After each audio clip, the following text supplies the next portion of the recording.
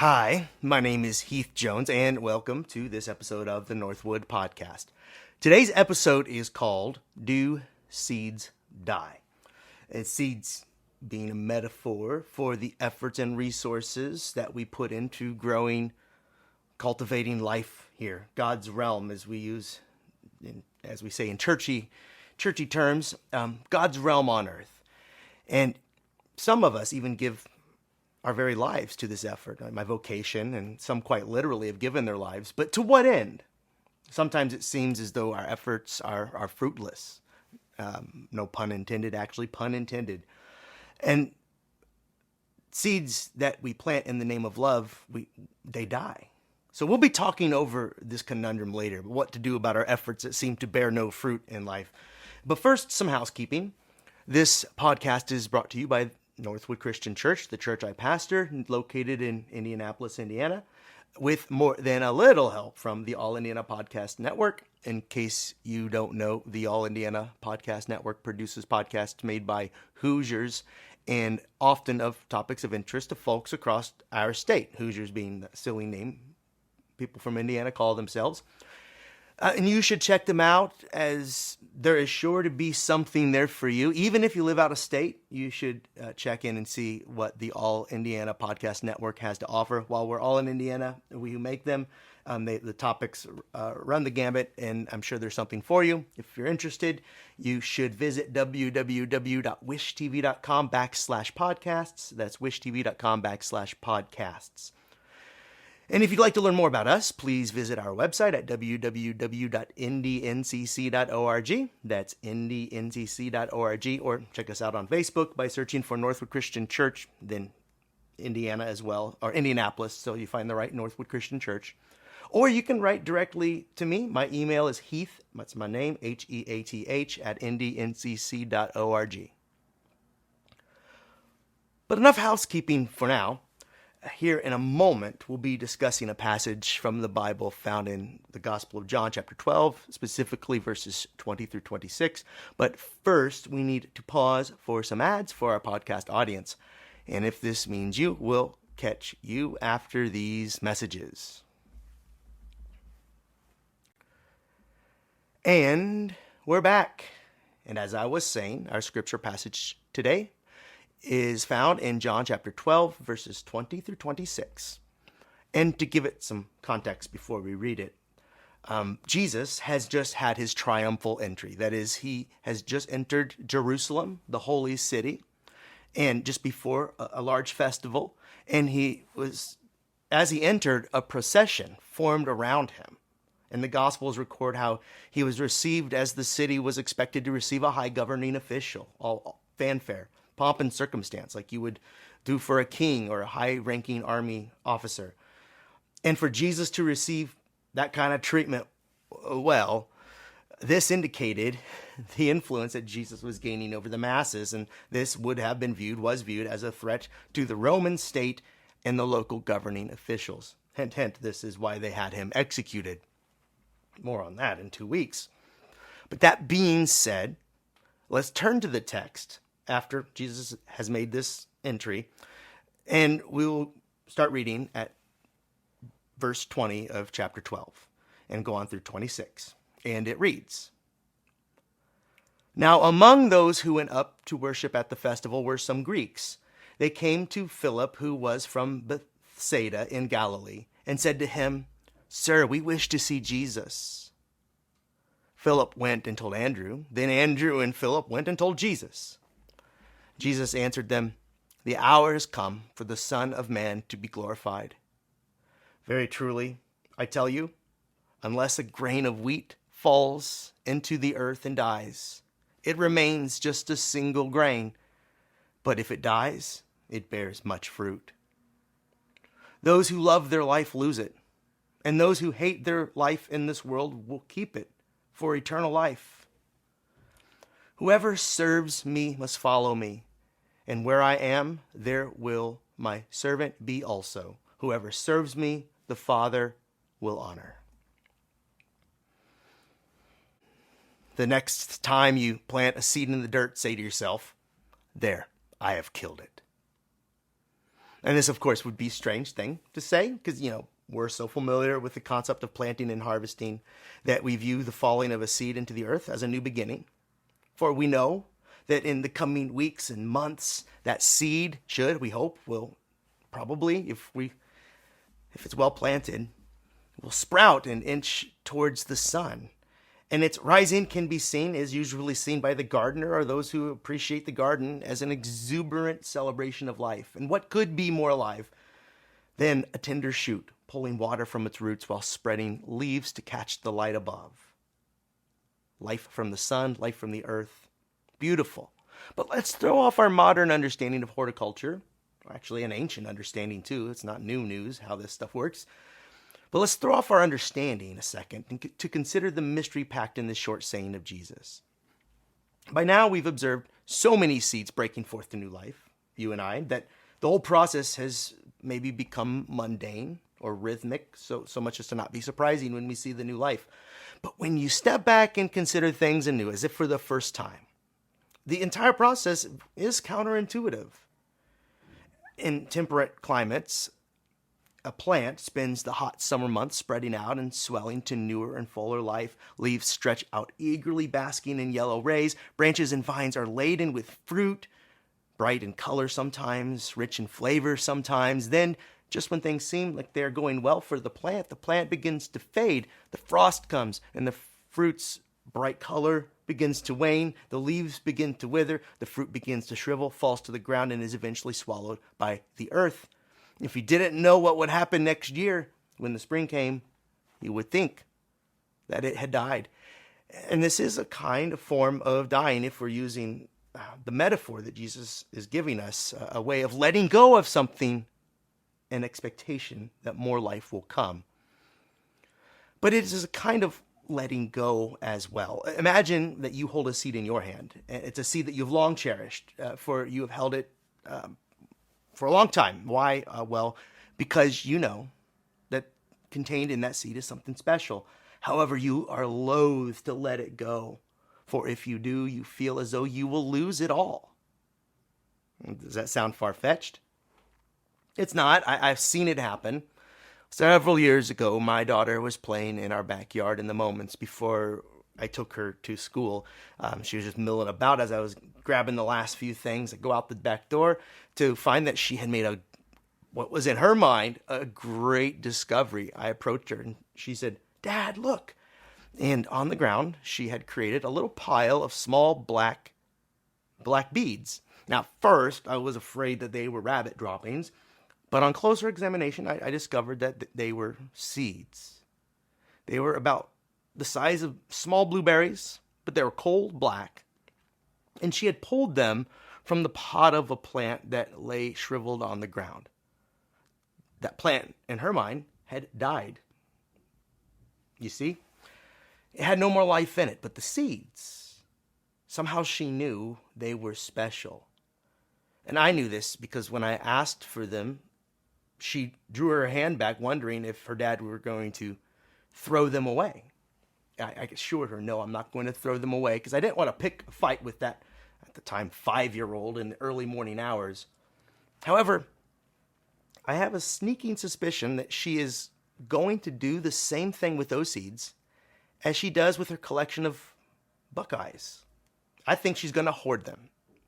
And if she does, it will be difficult for her to let them go the longer that goes on. She will hold on to those seeds like she holds on to those Buckeyes. And she really ought to know better. She should, because the last year we had planted a garden together. And we took seeds, little seeds, smaller seeds.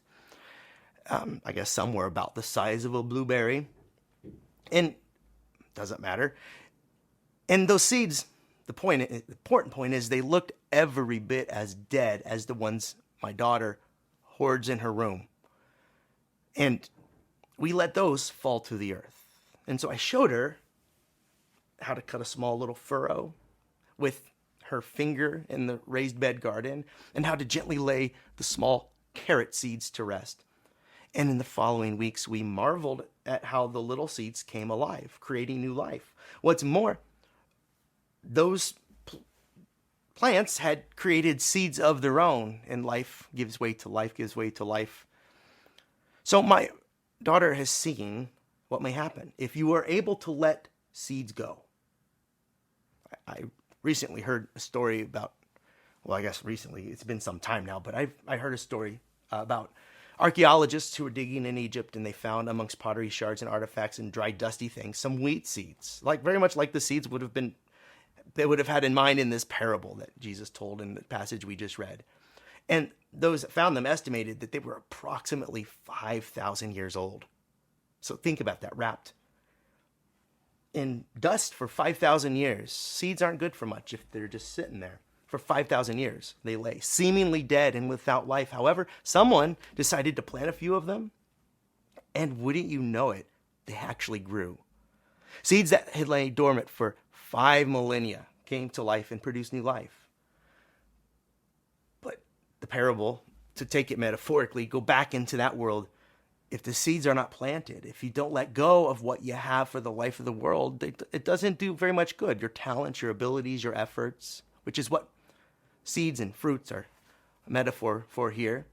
And what I hope is to teach my children that the more they cling fixedly to what they have, the more they will miss in life, unless we are willing to let go of what we have, or to hold what we have with an open hand. At least we will not find the life that comes after letting go. But there are countless ways for us to do this, and there are thousands of things that we might have to let go of and lose. When a woman gives her time and resources to show love and bring life to the poor, she dies a kind of death. She lets go of seeds of life. She dies in small ways to herself. She loses something, small parts of her life's energy, large parts of her life's energy, but many are drawn to the love she gives, and what she receives in the joy of loving gives her more in repayment than what she gives. She believes. I've met her. I have someone specific in mind. As if repayment were ever the point. But she had to die first. Let go of some things. When a man gives of his time and resources to provide a constant and sustainable water supply to people who would otherwise die of thirst or disease, he dies a kind of death. He dies in small ways to himself. He loses something, some small parts or large parts of his life's energy, his time, his resources, from his money to his literal labor. But many are drawn to what he gives and what he receives. And like the woman, the joy that giving brings us when we discover that the joy we receive from the letting go for the life of the world is more than enough reward, as if, again, reward were the point. Even children can participate in the realm of God. In fact, Jesus made sure we knew that they do participate in the realm of God. And I've known children who let go of Christmas presents or gifts and presents, things they don't need around Christmas time, so that some child might receive a blessing from what they let go. Spent tears, emotional pain, and hours lost for a friend or a loved one who is enslaved to an addiction. That's its own kind of death. Seeds fall to the ground in hopes that new life will find that loved one on the other side of their addiction. In the meantime, we give of ourselves for love's sake. There are 1,000 different ways for us to die to ourselves, to let go of what we have that we must not cling to, or it will be lost. There are many ways for us to die to ourselves and to the greedy, self-seeking, and death-dealing ways of our time. There are 1,000 different ways to give of ourselves in hopes to bring new life into the world. And when all else is considered, there are countless ways to die, and many things that we should let go of. Many ways we should die to ourselves. In a similar way, planted seeds grow, flowers draw bees, and people alike. Shade trees large, spreading out for those who are tired, providing shadow and rest for those in need. Wherever death breaks forth to new life, people notice and are drawn to life. The animals, all nature rejoices, in fact, and are changed by it. When we die to ourselves, all manner of people are drawn to the love of God that they see in the sacrifice. That's why we are drawn to Jesus, for what we see in his sacrifice. And we find that The dying is not an end, but a beginning of new things is what Jesus wants us to discover for ourselves. On the other side of each rejection of the selfish, self-advancing ways of this world is a newness of life that God calls into being.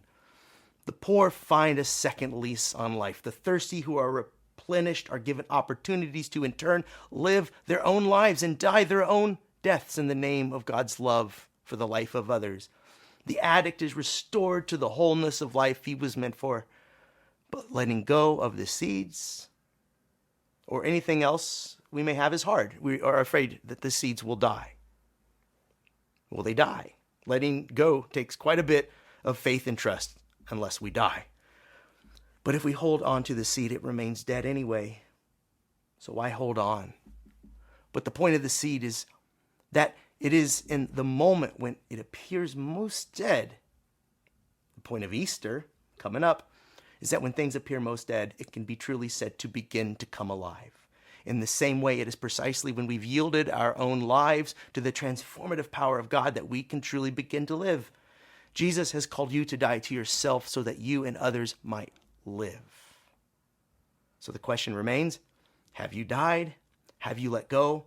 But also, do seeds die? And it is troubling and scary to let go of what we have in hopes that something might grow again. To let the seed fall from our hands, whether the seed is money, time, idea, or some long-cherished tradition. God understands. God understands the fear and the discomfort letting go brings. And will see us through it.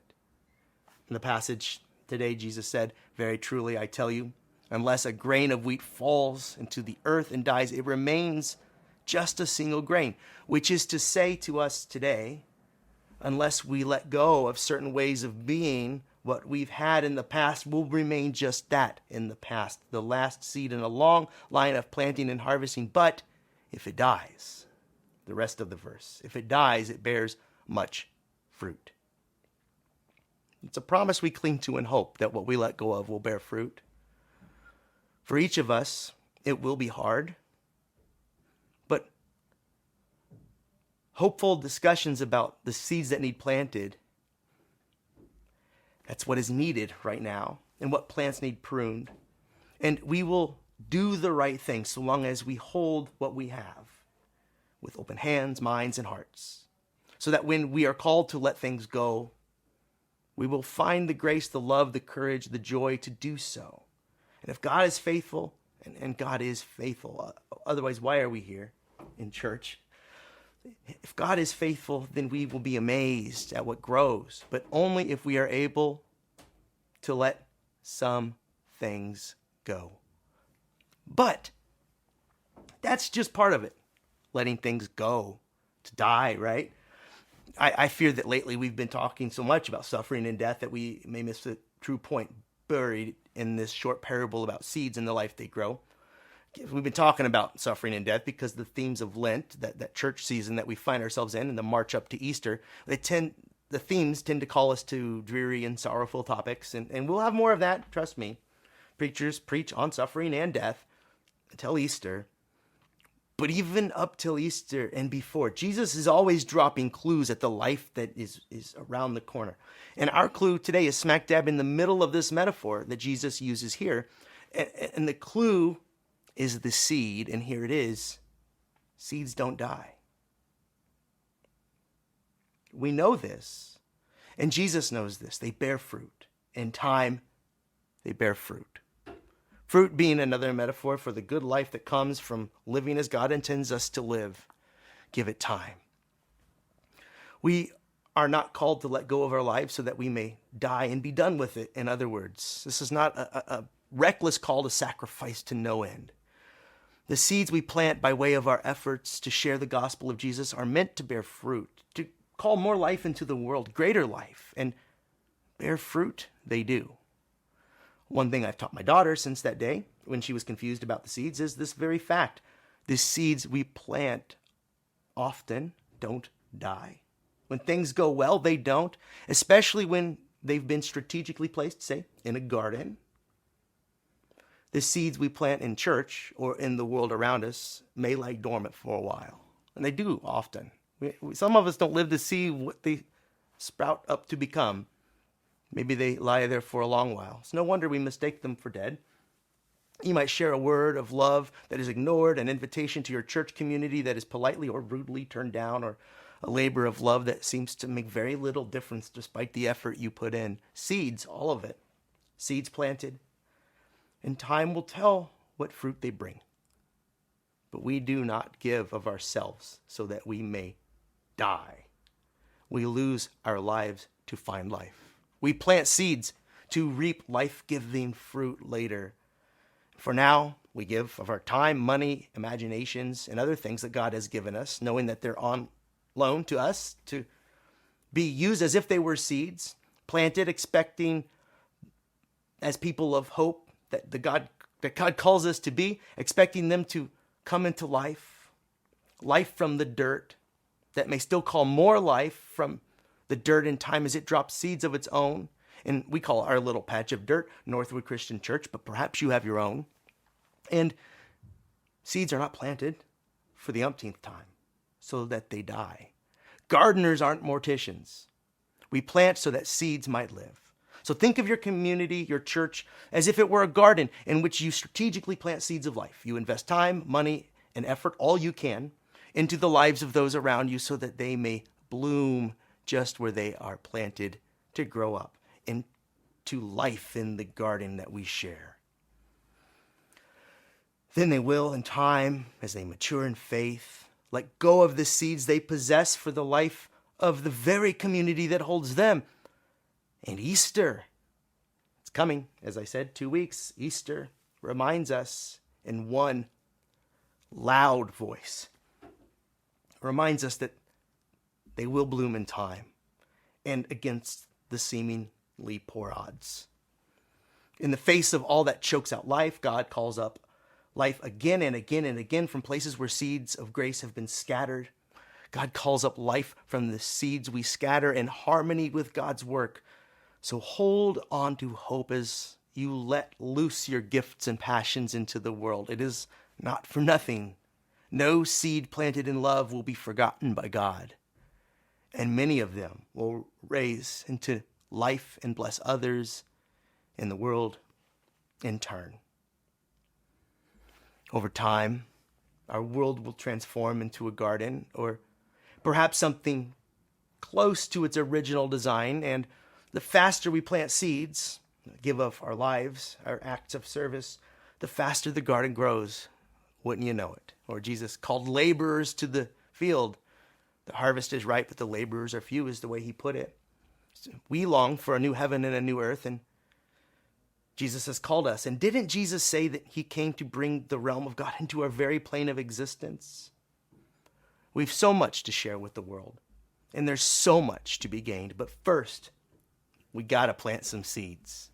We got to give what we can. And in this form of dying, to whatever it is we must let loose of, we discover that what we give is never lost, but rather transformed into newer and greater life. Seeds don't die. And God is ever calling them from dry ground and into the light of day. So let's you and I partner up, join together, or each in our own way, plant some seeds.